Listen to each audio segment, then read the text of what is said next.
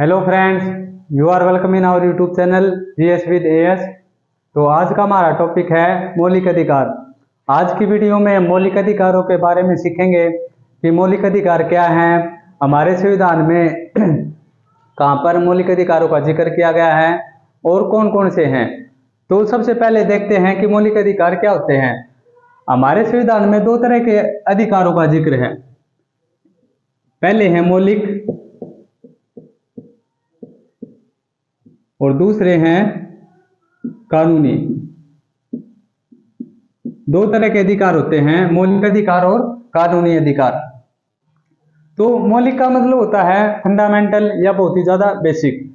ऐसे अधिकार जो बहुत ज्यादा जरूरी होते हैं, बहुत ज्यादा बेसिक्स हैं, उनको क्या बोलते हैं? हम मौलिक अधिकार बोलते हैं। किसी भी व्यक्ति के विकास के लिए जो अधिकार बहुत ज्यादा जरूरी है उनको क्या कहेंगे? हम मौलिक अधिकार। अब ये अधिकार जैसे कि समानता का, स्वतंत्रता का अधिकार, ये ऐसे अधिकार हैं, अगर किसी भी व्यक्ति के पास ये अधिकार नहीं होंगे तो वो व्यक्ति विकास नहीं कर पाएगा। अब ये इतने इंपॉर्टेंट हैं तो इनकी रक्षा भी जो कोई ताकतवर व्यक्ति होगा या कोई ताकतवर संस्था होगी वही करेगी। तो इनकी रक्षा कौन करता है? इनकी रक्षा करता है सुप्रीम कोर्ट। और कौन? High court.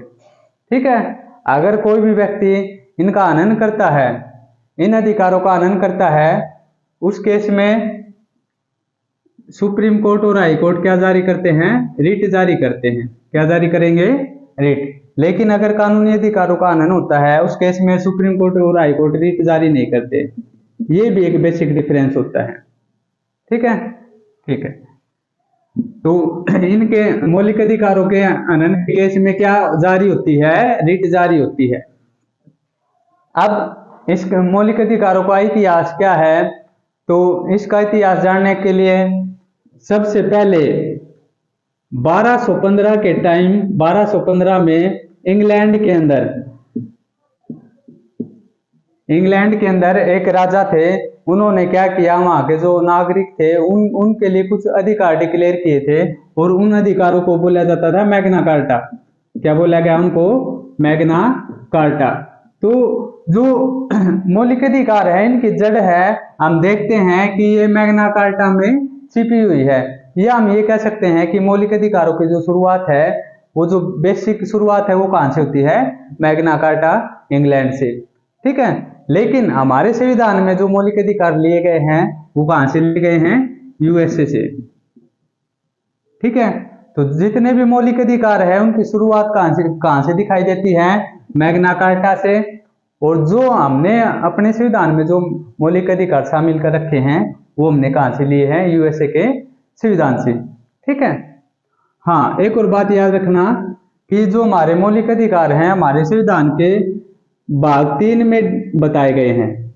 इसलिए जो हमारा भाग 3 है उसको क्या बोला जाता है? उसको भी मैग्ना कार्टा बोला जाता है। तो बहुत सारे जो पीसीएस हैं उनमें पूछा जाता है कि हमारे संविधान का कौन सा भाग मैग्ना कार्टा कहलाता है? तो कौन सा भाग कहलाता है? भाग 3। ठीक है। अब देखो, अब हम चलते हैं हमारी संविधान सभा की जो संविधान सभा थी वहां पर कैसे डिस्कस हुआ, कौन इसके अध्यक्ष थे? मौलिक अधिकारों की जो समिति थी, तो एक बड़ी समिति थी जिसके अध्यक्ष थे सरदार पटेल। सरदार वल्लभ भाई पटेल इसके अध्यक्ष थे। तो इन्हीं के अंडर में एक उप समिति बनाई गई और इनके अध्यक्ष थे, इस उप समिति के अध्यक्ष थे जेबी कृपलानी। इसके अध्यक्ष कौन थे? जेबी कृपलानी। तो इनकी अध्यक्षता में मौलिक अधिकारों की चर्चा की गई, उनका निर्माण किया गया। ठीक है, ठीक है। अब हमारे संविधान में कहां पर है ये मौलिक अधिकार? कौन कौन से अनुच्छेद इनसे जुड़े हुए हैं? तो हमारे संविधान के भाग 3 और अनुच्छेद 12 से लेके अनुच्छेद 35 तक, ये सारे के सारे अनुच्छेद मौलिक अधिकारों से संबंधित है। मैं आपको एक एक करके बताऊंगा कि कैसे कौन सा अधिकार किस तरह से जुड़ा हुआ, कौन सा अनुच्छेद किस तरह से मौलिक अधिकार से जुड़ा हुआ है। इससे पहले आप एक बात और याद रखना, जब हमारा संविधान बनाया गया था शुरू में जो हमारा ओरिजिनल संविधान है या जो हमारा मूल संविधान है उसमें 7 मौलिक अधिकारों का जिक्र किया गया था, ठीक है। लेकिन बाद में क्या किया गया, एक अधिकार को, जो प्रॉपर्टी का हमारा अधिकार था, संपत्ति का अधिकार, संपत्ति के अधिकार को हटा दिया गया। आज के टाइम पे हमारे कितने मौलिक अधिकार हैं? 6। कौन कौन से हैं ये? समानता का अधिकार, स्वतंत्रता का अधिकार, स्वतंत्रता का अधिकार, शोषण के खिलाफ अधिकार, धार्मिक स्वतंत्रता का अधिकार,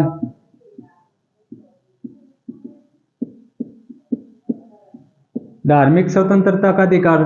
जो हमारे माइनॉरिटीज हैं, अल्पसंख्यक हैं, उनकी संस्कृति को बढ़ाने के लिए भी उनको अधिकार दिए गए हैं, उनको भी मौलिक अधिकारों में शामिल किया गया है। तो जो हमारे अल्पसंख्यक हैं, ठीक है, उनकी संस्कृति और धर्म को बढ़ाने के लिए उनके जो अधिकार है उनको भी क्या बोला गया है? मौलिक अधिकार। और एक जो लास्ट है वो है इन सभी मौलिक अधिकारों का उपचार, ठीक है। तो ये 6 हमारे मौलिक अधिकार हैं, 3, 4, 5 और 6। एक एक करके हम इन सबको डिस्कस करेंगे, ठीक है। तो अब हम अनुच्छेद 12 से शुरू करते हैं। तो अनुच्छेद 12 क्या कहता है? देखो, अधिकार का हनन कौन कर सकता है या उनको कौन छीन सकता है? जो ताकतवर व्यक्ति होता है। तो हमारे देश में ताकतवर कौन होता है? सरकार, किसी भी राज्य की सरकार, किसी भी राज्य की सरकार, केंद्र सरकार या सरकारी कोई ऑफिसर हैं, ऐसे लोग। तो ये ताकतवर होते हैं, ये हमारे मौलिक अधिकारों का हनन कर सकते हैं। तो इन सब को क्या बोला जाता है? इन सबको बोला जाता है राज्य। इन सबको क्या बोला जाता है? राज्य। तो में जो मौलिक अधिकार है ये राज्य के विरुद्ध मिलते हैं।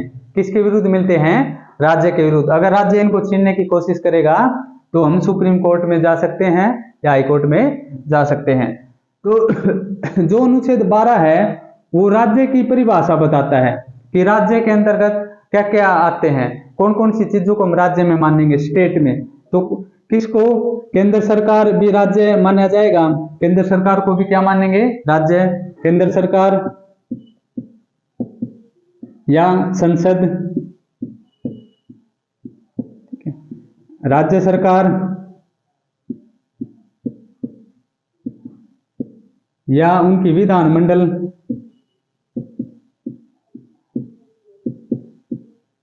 ठीक है।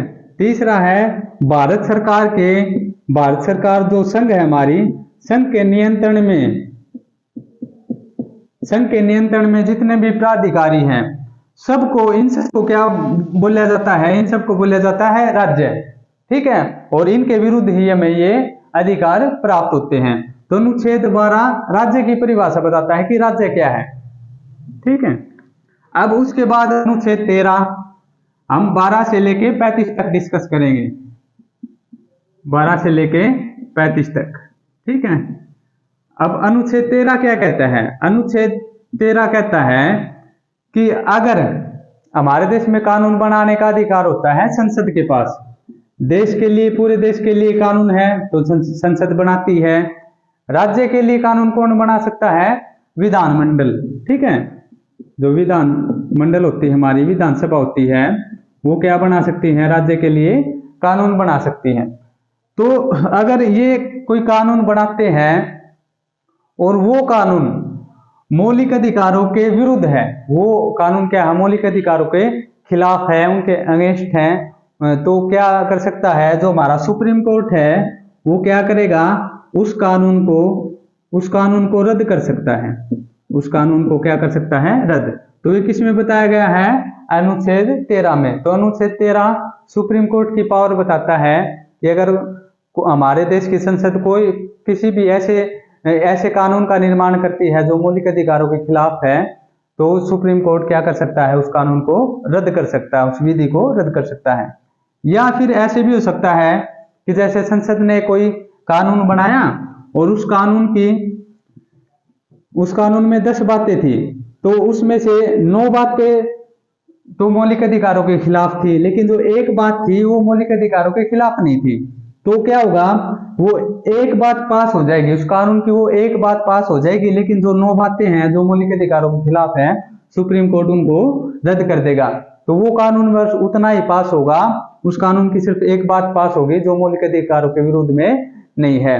इसका मतलब क्या है कि मौलिक अधिकारों के खिलाफ जो हमारी संसद है कोई भी कानून नहीं बना सकती, ठीक है, और बना सुप्रीम कोर्ट उसको रद्द कर देगा। ये अनुच्छेद 13 में बताया गया है। अनुच्छेद 14 क्या कहता है, अब देखो मैं आपको थोड़ा डिटेल में बता रहा हूं, इसलिए वीडियो थोड़ी लंबी हो सकती है, ठीक है, तो आपको पूरी देखनी है और इनको साथ साथ नोट भी करना है।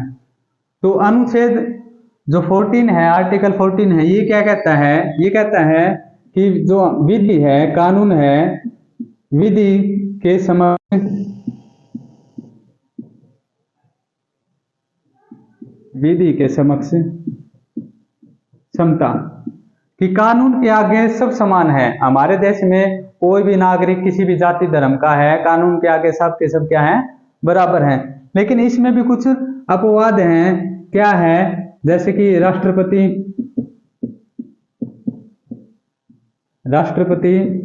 राज्यपाल, राजदूत और सांसद, ठीक है। ये क्या है, इनके ऊपर ये समता का अधिकार कहीं कहीं पर, हर केस में नहीं, कहीं कहीं पर क्या है कि समता का अधिकार इनके ऊपर लागू नहीं होता। जैसे कि कोई भी अगर क्राइम करता है तो उसको अरेस्ट किया जाएगा, उसके ऊपर कार्रवाई की जाएगी। लेकिन अगर राष्ट्रपति अपने कार्यकाल के दौरान कोई भी अगर उससे अपने जो उसका कार्यकाल है उस टाइम पे कोई गलती होती है तो उसके लिए उसको सजा नहीं दी जा सकती। तो ये क्या है कि ये कोई उसके ऊपर क्रिमिनल कार्रवाई नहीं की जा सकती। तो ये क्या है, समानता के अधिकार का अपवाद है। इसी तरह से राज्यपाल है, राजदूत है, इनको भी कुछ विशेष अधिकार प्राप्त होते हैं। सांसद है, जैसे कि सांसद है वो संसद के अंदर बैठे हुए हैं, तो जब संसद के अंदर वो बैठे हुए हैं तो उस टाइम पे क्या है कि आपस में वो बात करते हैं, अपने विचार रखते हैं, किसी भी मुद्दे पर उनको डिस्कस करना होता है। तो अगर वो वहां पे कुछ ऐसी बात कह देते हैं जो कि अगर बाहर कोई आम नागरिक कहता है तो उसके लिए उसको सजा हो सकती है। लेकिन वही बात अगर वो वहां पे कहते हैं संसद में, तो उस टाइम पे अगर वो ऐसी बात कहते हैं जो बार अपराध मानी जाती है तो उसके लिए उनको सजा नहीं हो सकती। तो ये भी क्या है, ये भी समानता के अधिकार का क्या है, ये अपवाद है। और ये कौन से अनुच्छेद में बताया गया है, 105 में, ठीक है। पूछता है बहुत बार कि कौन से अनुच्छेद में जो हमारे सांसद है वो संसद के दौरान कई कई बातों के लिए कोर्ट के आगे उत्तरदायी नहीं होते, कौन से अनुच्छेद में बताया गया है, तो 105 में, ठीक है। तो ये तो अपवाद थे। तो आर्टिकल 14 क्या कहता है कि कानून के आगे सब समान है। आर्टिकल 15 है, अनुच्छेद 15 क्या कहता है कि कानून के किसी भी व्यक्ति का कोई धर्म है, कोई भी धर्म है, कोई जाति है, कोई उसका लिंग है, कोई उसका मूल वंश है और कोई भी उसका जन्म स्थान है, इनके आधार पर किसी भी व्यक्ति के साथ भेदभाव नहीं किया जा सकता, ठीक है। इन चीजों के आधार पर किसी भी व्यक्ति के साथ भेदभाव नहीं किया जा सकता, ठीक है। अनुच्छेद 16 क्या कहता है कि सरकारी नौकरियों में सबको बराबर का अधिकार है, सबको समानता का अधिकार है, ठीक है।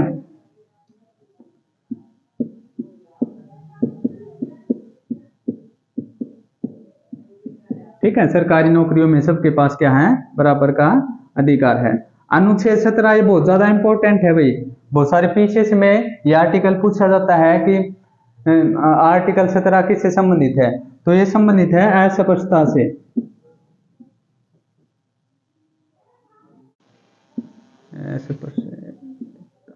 स्पेलिंग देख लेना भाई एक बार ये, ठीक है। अस्पष्टता, अनटचेबिलिटी।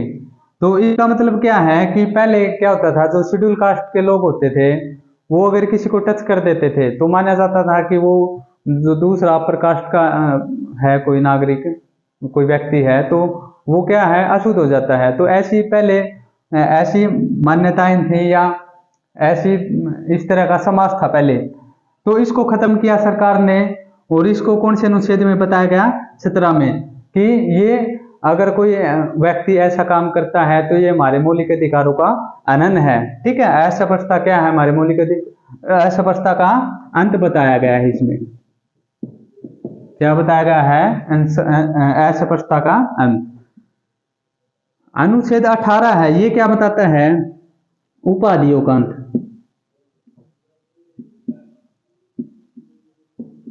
उपाधियों का अंत, कि हमारे देश में कोई भी व्यक्ति उपाधि ग्रहण नहीं करेगा। ठीक है, हाँ, दो तरह की उपाधि ग्रहण कर सकता है, जैसे कि कोई शैक्षिक उपाधि है, शिक्षा के क्षेत्र की उपाधि है, या फिर कोई सैनिक उपाधि है। ये दो तरह की उपाधि ग्रहण कर सकते हैं, शैक्षिक या सैनिक। ठीक है, बाकी उपाधि ग्रहण नहीं कर सकते।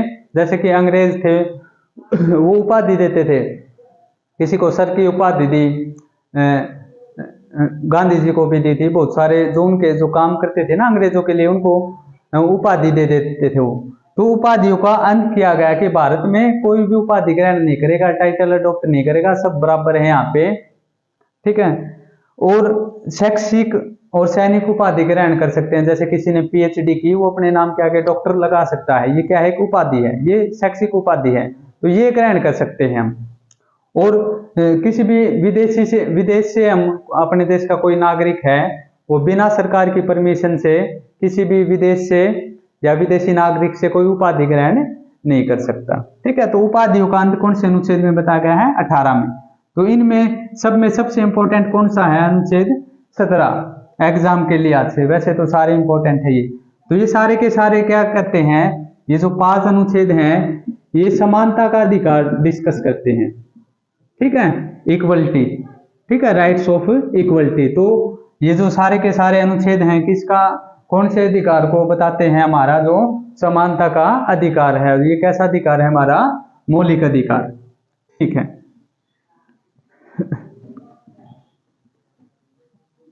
उसके बाद जो दूसरा अधिकार है वो है हमारा स्वतंत्रता का अधिकार।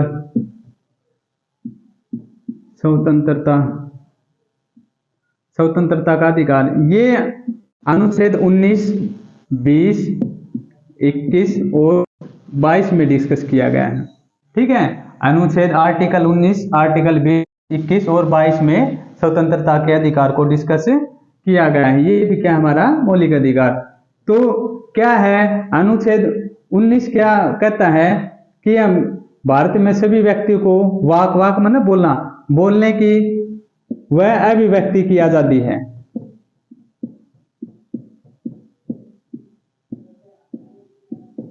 अभिव्यक्ति की स्वतंत्रता है, कि कोई भी व्यक्ति है वो अपने विचार है, अपनी भावनाएं हैं, वो बोल के, लिख के प्रदर्शित कर सकता है।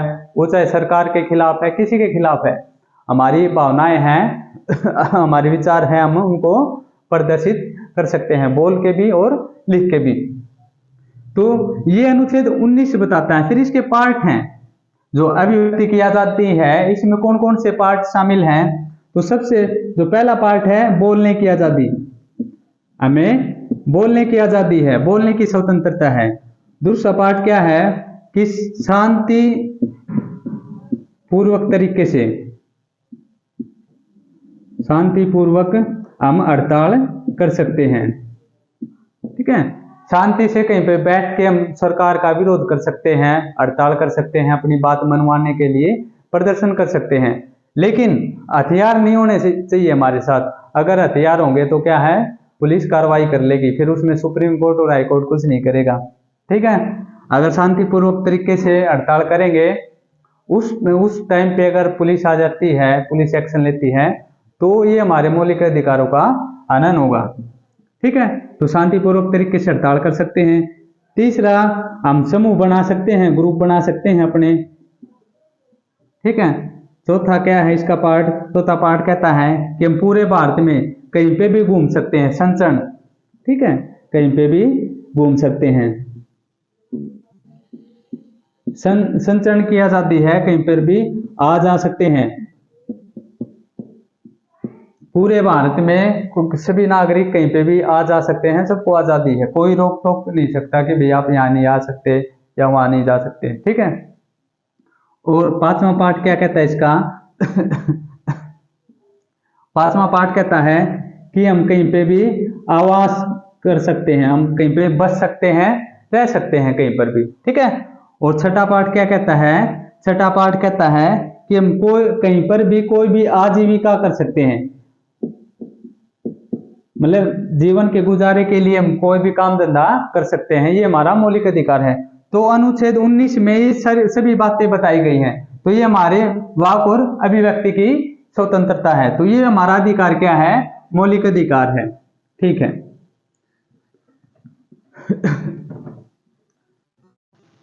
इसके बाद अनुच्छेद 20 ये भी स्वतंत्रता का अधिकार बताता है। ये क्या बताएगा?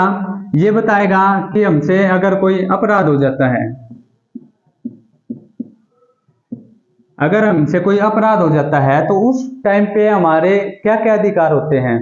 अपराध होने पर एक अधिकार तो हमारा ये होता है कि जैसे हमसे कोई अपराध होता है तो उस अपराध की उस टाइम पे जो सजा है उसी जो संविधान में, जैसे कि हमने अपराध किया और किसी को थप्पड़ मारा और थप्पड़ मारने की सजा है 10 दिन की, तो हमें 10 दिन की सजा ही दी जाएगी। ऐसा नहीं है कि हमने क्राइम किया उसके बाद सरकार ने कानून बनाया और कानून में 10 साल की सजा लिख दी और फिर हमें 10 साल की सजा होगी, ऐसा नहीं है। तो अपराध के बाद कानून नहीं बन सकता कभी भी, ठीक है। तो अपराध के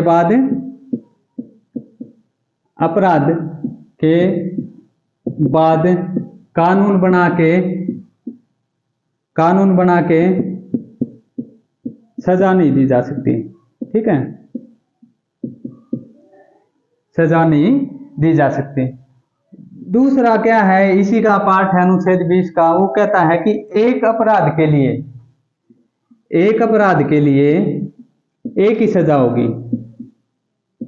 एक अपराध के लिए एक अपराध एक सजा।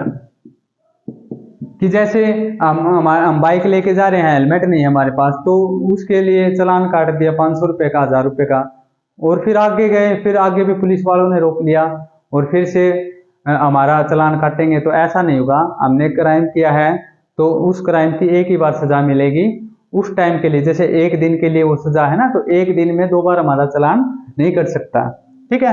तो एक अपराध के लिए हमें एक बार ही सजा मिलेगी। और इसका तीसरा पार्ट क्या कहता है कि कोई भी व्यक्ति, कोई भी सरकार हमें खुद के खिलाफ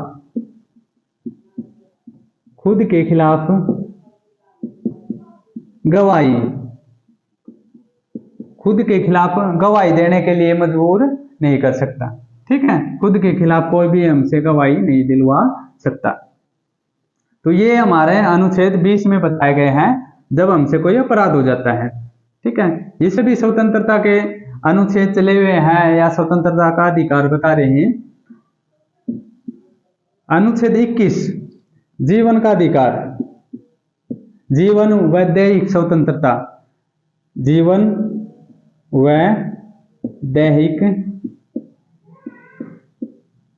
स्वतंत्रता।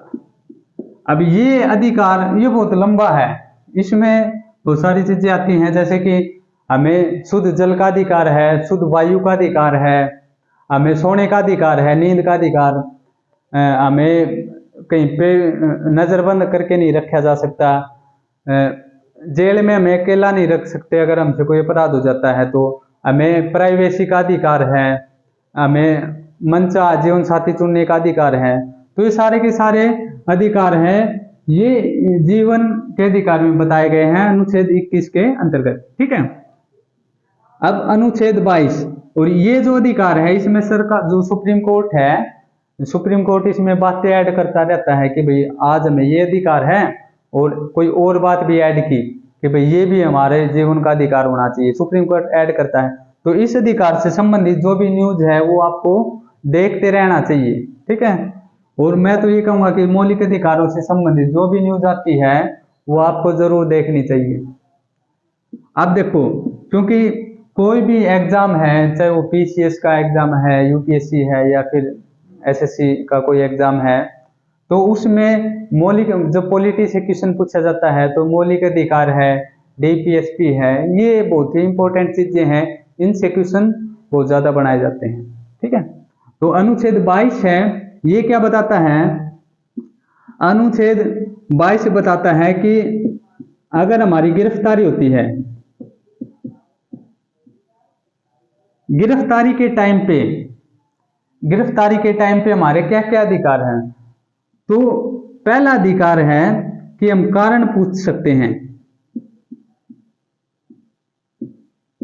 कारण पूछने का अधिकार, कि भाई कोई पुलिस गिरफ्तार करने आती है तो हम कारण पूछेंगे कि भाई किस कारण से आप गिरफ्तार कर रहे हो। ठीक है, कारण पूछने का अधिकार। और दूसरा क्या अधिकार है कि अगर पुलिस अरेस्ट कर लेती है तो 24 घंटे के अंदर